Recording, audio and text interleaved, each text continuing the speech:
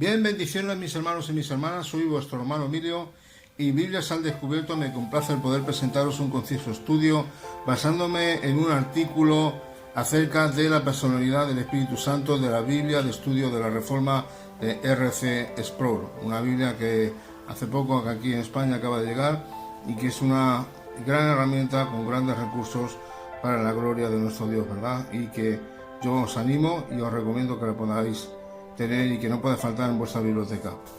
Bien, hablando sobre la personalidad del Espíritu Santo, vamos a estar leyendo lo que dice aquí este artículo. Dice así: cuando hablamos de la personalidad del Espíritu Santo, estamos diciendo que la tercera persona de la Trinidad es una persona y no una fuerza.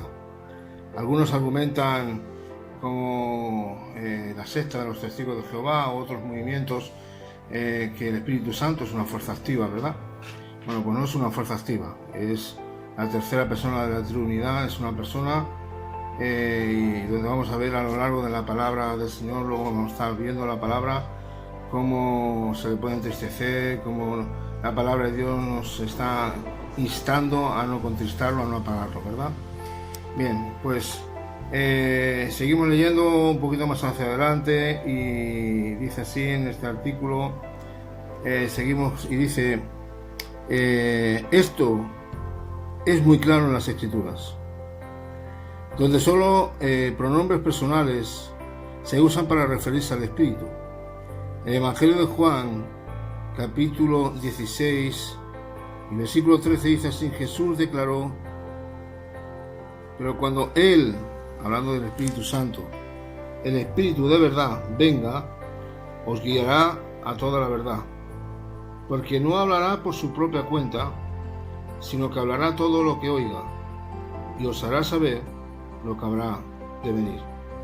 O sea que el Espíritu Santo está hablando, el Señor, a los apóstoles, dice que cuando Él tenga que venir, en el momento que tenga que venir, y se está refiriendo al tiempo de Pentecostés, claro, eso los apóstoles no lo sabían en esos momentos, pero el Señor sí, así que cuando tuviera que venir, dice la palabra de Dios, ¿no? Dice que el Espíritu Santo, que es el Espíritu Santo de verdad, Él os guiará a toda la verdad, ¿verdad? Porque esa es una de las funciones del Espíritu Santo, son muchas. Él nos guía, es como, imagínese usted, por ejemplo, una persona que está en un lugar donde no tiene rumbo ni dirección, pero tiene una brújula donde puede dirigirse al norte, al este o al oeste, ¿verdad?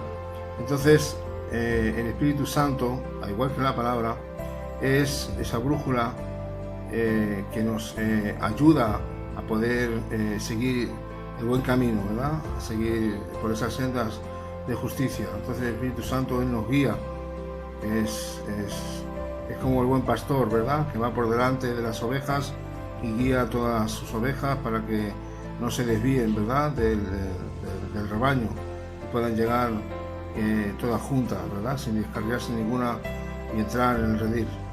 Así es el Espíritu Santo. Dice, cuando Él venga, Él os guiará a toda la verdad. Porque sabemos que el Espíritu Santo, que es una persona, Él no miente. En Él, que Dios, se halla la verdad. Porque no hablará, dice, de su propia cuenta, sino que hablará todo lo que oiga. ¿Y de qué va a hablar el Espíritu Santo? ¿De qué nos va a hacer saber? Pues de lo que escucha del Padre. Lo que el Padre habla, el Espíritu Santo, Él nos lo va a hacer entender, ¿verdad? Es por eso que cuando usted y yo escudriñamos las Escrituras, necesitamos orar para tener la iluminación del Espíritu Santo y Él nos guíe en su palabra y nos dé la capacidad y la iluminación y el entendimiento para comprender su bendita palabra, ¿verdad? Las Sagradas Escrituras. Es la iluminación del Espíritu Santo que nos hace entender y tener una comprensión más clara de lo que el Señor, por medio de su bendita palabra, nos quiere enseñar para que nosotros también seamos fieles y obedientes a Él y podamos poner por obra todo aquello que su palabra nos demanda, ¿verdad? Dice así, porque no hablará de su propia cuenta, sino que hablará todo lo que oiga. es uno de los temas muy relevantes, muy importantes. O sea, no hablará por su propia cuenta. Imagínense el Espíritu Santo hablando por su propia cuenta lo que quisiera hablar, no, sino que va a hablar lo que escucha por medio del Padre. Entonces, lo que escucha por medio del Padre, el Espíritu Santo nos lo hace saber y entender, ¿verdad? Dice así, porque no hablará de su propia cuenta, sino que hablará todo lo que oiga y os hará saber lo que habrá de venir, ¿verdad? Y esto lo podemos ver cumplido en el tiempo de Pentecostés, cuando fue derramado en esos 120 que estaban en el aposento alto, ¿verdad? Empezaron a hablar en nuevas lenguas, ¿verdad? Lenguas extranjeras, idiomas, y gente que había allí, personas que habían allí de distintas nacionalidades, pudieron entender, ¿verdad?, lo que se estaba allí hablando, ¿verdad? Es un lenguaje que venía de lo alto. Y imagínense, ¿no?, en aquel tiempo, en aquel momento, escuchar a otras personas por medio de esos 120 que eran judíos, y escuchar en idiomas diferentes donde ellos podían entender. Por eso las lenguas, mire usted, los idiomas, las lenguas que son idiomas, fueron dados no para los creyentes, sino que fue dado para los incrédulos, para que pudieran entender y reconocer que una obra que está por encima de lo natural estaba obrando en ese momento, en ese lugar. Una obra que venía de parte de Dios, algo divino estaba ocurriendo. Eso es un milagro de Dios. Una persona, para aprender un idioma, tiene que estar posiblemente años para aprender ese idioma. Sin embargo, en un momento, en un cerrar y abrir de ojos, dice la Escritura, dice que descendió el Espíritu Santo sobre esos 120, se pusieron como lenguas de fuego sobre sus cabezas y empezaron a hablar en diferentes idiomas. Mire usted, imagínese, cada una de las personas que allí se encontraban se quedarían atónitos. Bueno, yo no quiero entrar en más detalles, pero es así, ¿verdad? Vemos que el Espíritu Santo es una persona y que nos guía, nos ilumina y que Él siempre nos va a llevar por el buen camino, ¿verdad? Y dice así, seguimos leyendo el artículo, dice, debido a que el Espíritu Santo es una persona real, no es algo ficticio, no es algo místico, no es algo alegórico, no, es una persona real y distinta y no una fuerza impersonal. Es posible que disfrutemos de una relación personal con Él.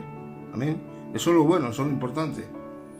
O sea, si esto fuera una fuerza activa o una fuerza mística, usted y yo no podemos disfrutar, ¿verdad?, de tener una relación, una koinonía, como se dice en griego, ¿verdad?, con Él. Sin embargo, cuando nosotros estamos en oración, nos metemos en nuestro lugar secreto o estamos en la congregación como parte de la iglesia mística de Cristo, ¿verdad? Estamos todos reunidos en el nombre del Señor, alabando, adorando al Señor.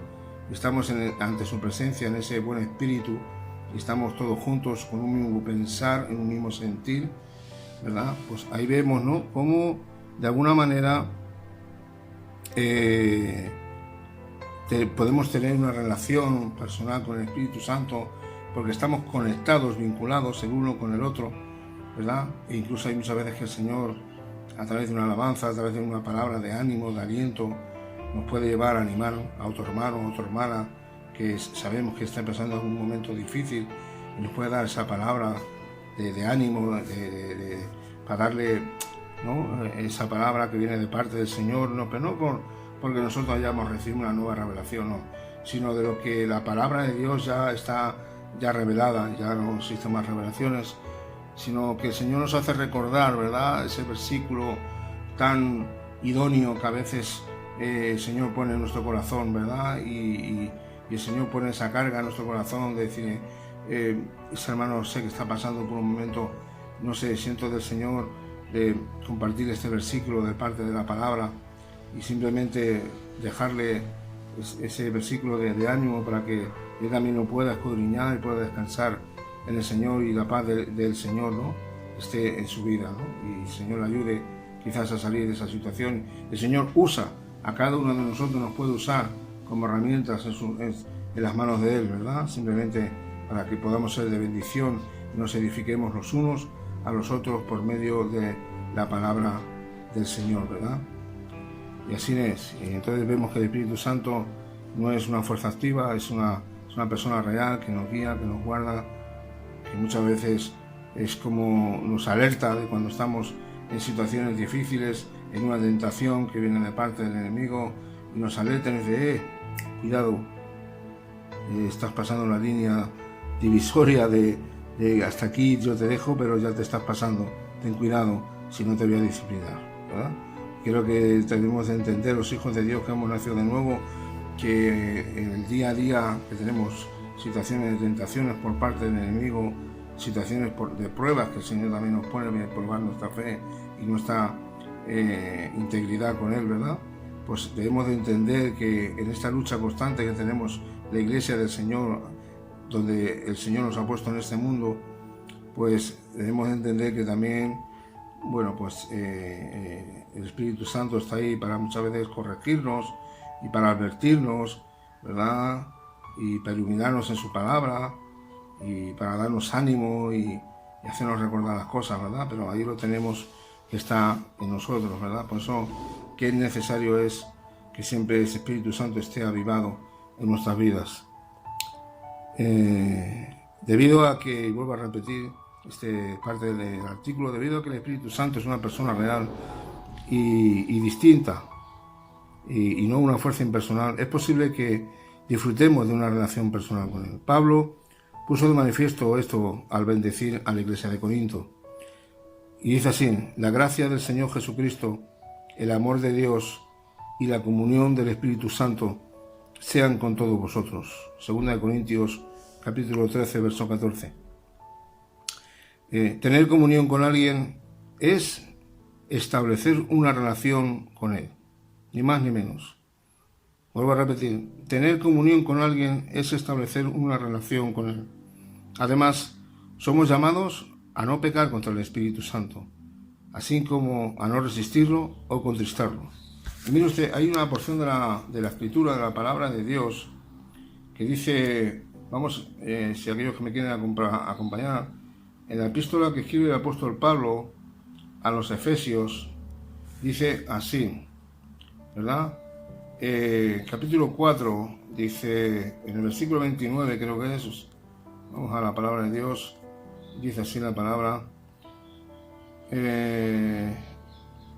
verso 30, dice, y no contristéis al Espíritu Santo de Dios, con el cual fuiste sellados, ¿para qué? Para el día de la redención de nuestra salvación. No contristéis, o sea, no entristezcáis al Espíritu Santo. ¿Esto qué significa? Vamos a ver, si fuera una fuerza activa, como dicen los testigos de Jehová, ¿verdad? Si fuera una fuerza activa, como dicen ellos, entonces una fuerza activa no se puede entristecer, no se puede, ¿verdad? Entonces, ¿quién se puede entristecer? Alguien que tiene vida. Una persona se puede entristecer porque le ha ocurrido algo en su vida secular. Te ha acontecido algo, un accidente o alguna enfermedad o simplemente, bueno, no lo sé, ¿no? Pueden pasar miles de cosas y puedes entristecerte. Ahora bien, si está diciendo la palabra de Dios que no entristezcamos al Espíritu Santo, por el cual fuimos sellados para el día de la redención, es porque debemos de entender, ¿verdad?, que el Espíritu Santo es una persona, no es una fuerza activa. Dice también en otra parte de la palabra, me gustaría que me acompañaran a otra porción de la palabra donde está hablando de no apagar al Espíritu Santo, ¿no? No apaguéis al Espíritu Santo de Dios. Dice la palabra de Dios, dice así,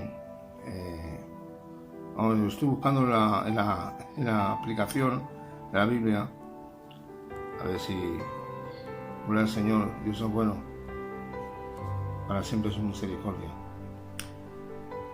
Dice 1 Tesalonicenses capítulo 5, verso 19, no apaguéis al Espíritu. ¿También? No apaguéis al Espíritu. O sea, estamos a las mismas.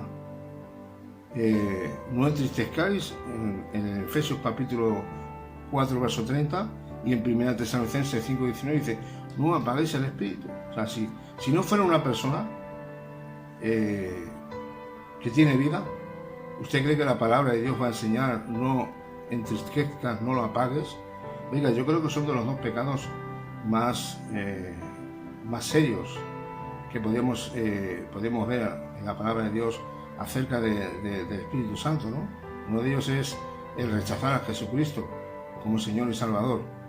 Y luego sería pues el entristecerlo y el apagarlo, porque creo para mí que son los dos pecados, los tres pecados imperdonables, porque estás rechazando a la persona de Cristo. O sea, cuando se entristece el Espíritu Santo, usted y yo lo que estamos haciendo literalmente es que estamos haciendo menguar la persona de Cristo en nuestra vida, ¿verdad? Y lo que se va a manifestar en nosotros es la carnalidad. Por eso la palabra de Dios nos insta a que no lo entristezcamos ni lo apaguemos, porque si se entristece y se apaga, o sea, no es que se vaya a ir de usted ni de mí. El Espíritu Santo es un sello que el Señor ha puesto. Un sello es algo que está permanente, no es como en el Antiguo Testamento o el Antiguo Pacto, donde cuando el Espíritu Santo descendía sobre un profeta para profetizar al pueblo o para profetizar cualquier nación y traer un juicio, e incluso también en su pueblo, o traer una palabra de ánimo, de aliento, el Espíritu Santo descendía sobre el profeta, o si tenía que hacer un milagro, descendía en ese momento, hablaba lo que tenía que hablar, se llevaba a cabo el milagro que se debería hacer, y nada más, y después volvía de nuevo al Padre. Exactamente pasa igual que en el Nuevo Pacto. En el tiempo de los apóstoles, el Espíritu Santo aún no era el tiempo de la promesa de que el Espíritu Santo tenía que venir, descender y hacer morada en los creyentes. Los apóstoles, cuando el Señor los encomendó para predicar el Evangelio del Reino, y dice que fueron de 2 en 2 y encomendó a esos 70 discípulos, ¿verdad? Entonces dice que cuando vinieron, regresaron, empezaron a contarle al Señor las buenas nuevas de que, Señor, en tu nombre hemos echado demonios, Señor, en tu nombre hemos hecho esto, tal, ¿no? Y gozosos, ¿verdad? Entonces, simplemente lo que ocurría es que el Espíritu Santo les llenaba en ese momento, se llevaba a cabo el milagro, ¿verdad? O la palabra que tuvieran que dar, ¿no? Y de nuevo volvía al Padre. Pero en el momento del tiempo del Pentecostés, cuando llegó el tiempo de la promesa, donde eso es algo que se profetizó en el libro de Joel, ¿verdad? Que hablando de que en los últimos tiempos, hablando de que el Espíritu Santo descendería y tal, ¿no? Bueno, pues eso tuvo cumplimiento. Una parte de ese pasaje tiene un 50% cumplido ya en el tiempo de Pentecostés, en el aposento alto. La otra parte aún no está cumplida porque está hablando de la segunda venida de Cristo, cuando dice que el sol se oscurecerá, se brotará como sangre y tal, ¿no? Bueno, es otro tema escatológico, no quiero entrar. Bueno, pues ahí vemos, ¿no?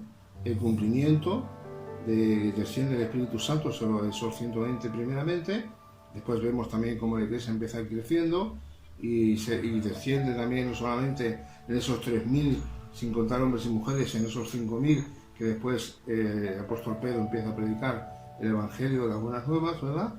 Y que también luego vemos en el tiempo de Pablo, en los tiempos de los gentiles, ¿no? Como también, primeramente Pedro, cómo llevó el Evangelio y vemos ese centurión Cornelio, ¿no? Como fueron escuchadas sus oraciones y lo que él hacía, ¿no? Y vemos que él y su familia empezaron a hablar en lenguas y fueron llenos del Espíritu Santo. Entonces eso es algo permanente, ¿verdad? Pero en el Antiguo Pacto no. Entonces el Espíritu Santo es una persona, 100%. Aquellos que argumentan lo contrario, pues están errados y equivocados y creo que necesitan verdaderamente escudriñar bien las Escrituras y que el Señor les ilumine y les lleve y les guíe a toda la verdad de la palabra del Señor, ¿verdad?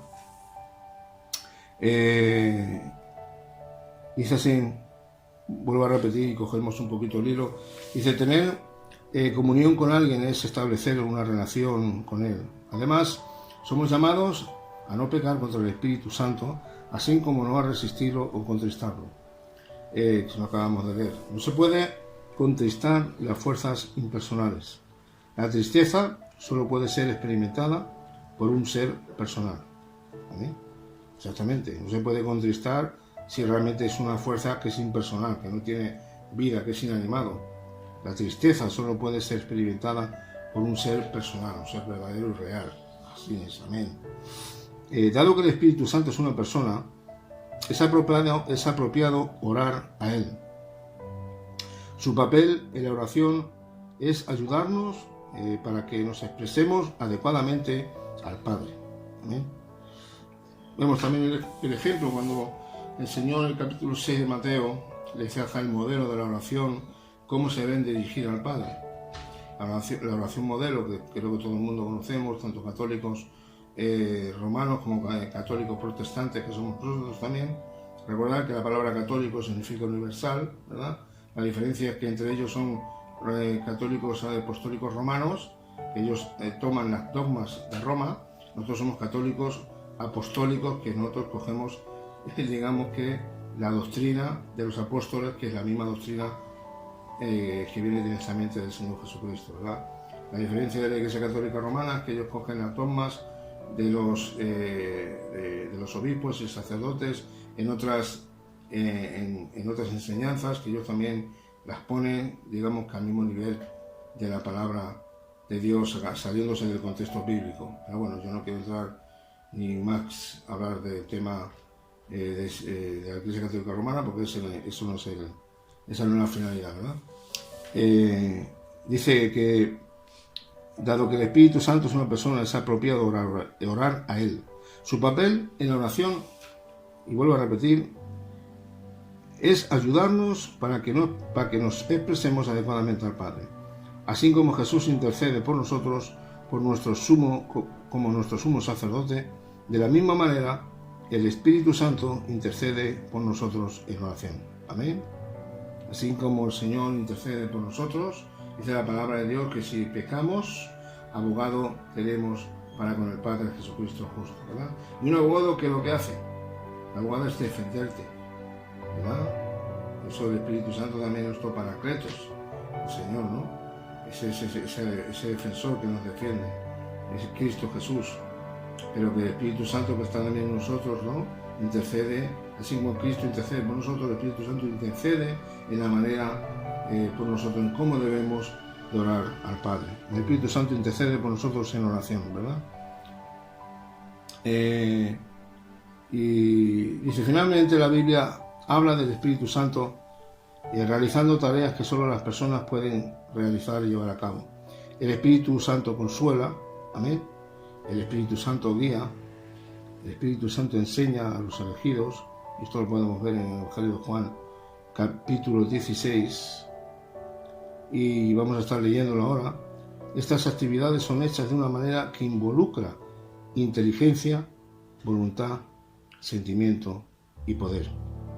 Dice así, capítulo 16, dice Evangelio de Juan, estas cosas os he dicho. Vamos a leer la traducción de la Biblia de las Américas. Estas cosas os he dicho para que no tengáis tropiezo. Y está hablando Jesús con los apóstoles. Os expulsarán de las sinagogas, pero viene la hora, cuando cualquiera que os mate pensará que así rinde un servicio a Dios. Y harán estas cosas porque no han conocido ni al Padre ni a mí. Pero os he dicho estas cosas para que cuando llegue la hora os acordáis de que ya os había hablado de ellas. Y no os dije estas cosas al principio porque yo estaba con vosotros, pero ahora voy al que me envió. Y ninguno de vosotros me pregunta, ¿a dónde vas? Mas porque os he dicho estas cosas, la tristeza ha llenado vuestro corazón. Aquí vemos el tema principal del versículo 7 en adelante hasta el versículo 33, si no me equivoco, la obra del Espíritu Santo, ese es el tema principal. Dice, pero yo os digo, dijo Jesús, pero yo os digo la verdad, os conviene que yo me vaya, porque si no me voy, el Consolador, Paracletos, no vendrá a vosotros, pero si me voy, os lo enviaré. Y cuando Él venga, convencerá al mundo ¿de qué? De pecado, de justicia y de juicio. De pecado, porque no creen en mí. De justicia, porque yo voy al Padre y no me veréis más. Y de juicio, porque el príncipe de este mundo ha sido juzgado. Aún tengo muchas cosas que deciros, pero ahora no la podéis soportar. Pero cuando Él, el Espíritu de verdad, venga, os guiará a toda la verdad, porque no hablará por su propia cuenta, sino que hablará todo lo que oiga y os hará saber lo que habrá de venir. Él me glorificará, porque tomará de lo mío y os lo hará saber. Todo lo que tiene el Padre es mío. Por eso dije que Él toma de lo mío y os lo hará saber. Un poco más y ya no me veréis, y de nuevo un poco y me veréis. Entonces algunos de sus discípulos se decían unos a otros: ¿qué es esto que nos dice? Un poco más y no me veréis, y de nuevo un poco y me veréis. Y porque yo voy al Padre. Por eso decían: ¿qué es esto que dice? Un poco. No sabemos de qué habla. Jesús sabía que querían preguntarle y les dijo: ¿estáis discutiendo entre vosotros sobre esto? Porque dije un poco más y no me veréis, y de nuevo un poco y me veréis. En verdad os digo que lloraréis y os lamentaréis, pero el mundo se alegrará. Estaréis tristes, pero vuestra tristeza se convertirá en alegría.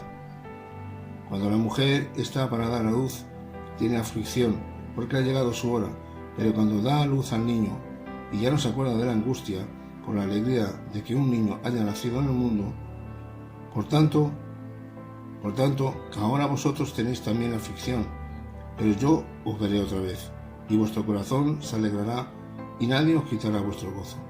Aquel día no me preguntaréis nada. En verdad os digo, si pedís algo al Padre, Él os lo dará en mi nombre.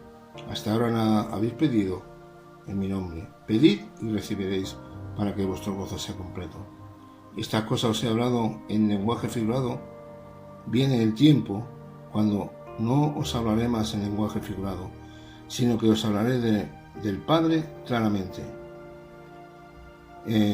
Verso 26. En ese día pediréis en mi nombre, y no os digo que yo rogaré al Padre por vosotros, pues el Padre mismo os ama, porque vosotros me habéis amado y habéis creído que yo salí del Padre. Salí del Padre y he venido al mundo de nuevo. Dejo el mundo y voy al Padre.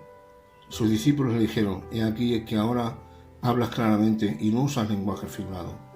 Ahora entendemos que tú sabes todas las cosas y no necesitas que nadie te pregunte. Por esto creemos que tú viniste de Dios. Jesús le respondió: ¿Ahora creéis? Mirad, la hora viene. Mirad, la hora viene y ya ha llegado, en que seréis esparcidos, cada uno por su lado. Y me dejaréis solo, y sin embargo no estoy solo, porque el Padre está conmigo. Estas cosas os he hablado para que en mí tengáis paz. En el mundo tendréis tribulación, pero confiad que yo he vencido al mundo. Amén. Creo que es un pasaje precioso sobre la obra del Espíritu Santo, para qué vino este mundo. Así que vemos que la palabra de Dios, vemos, ¿no?, como nos enseña que el Espíritu Santo, que nos consuela, que nos guía, que nos enseña a los elegidos. Dice que estas actividades son hechas de una manera que involucra inteligencia, voluntad, sentimiento y poder. Él busca, Él selecciona, Él revela, hablando del Espíritu Santo, Él consuela, Él convence de pecado, Él amonesta. Solo una persona podría hacer estas cosas. Exactamente, amén. La respuesta del cristiano, entonces, no es una simple afirmación de que tal ser existe, sino que más bien nos corresponde obedecer, amar y adorar al Espíritu Santo, que es la tercera persona de la Trinidad. Amén. Bien, pues hasta aquí la lectura de este artículo de la Biblia de la Reforma de R.C. Sproul. Amén. Espero que os haya sido de bendición y, si Dios lo permite, próximamente estaremos dando otro pequeño estudio conciso. Amén. Que la función del Espíritu Santo en nuestras vidas es simplemente glorificar a Cristo Jesús. Amén. Glorificar a Cristo Jesús. Glorificar al Padre. Que Dios os bendiga. Muchas bendiciones de parte de vuestro hermano Emilio. Shalom.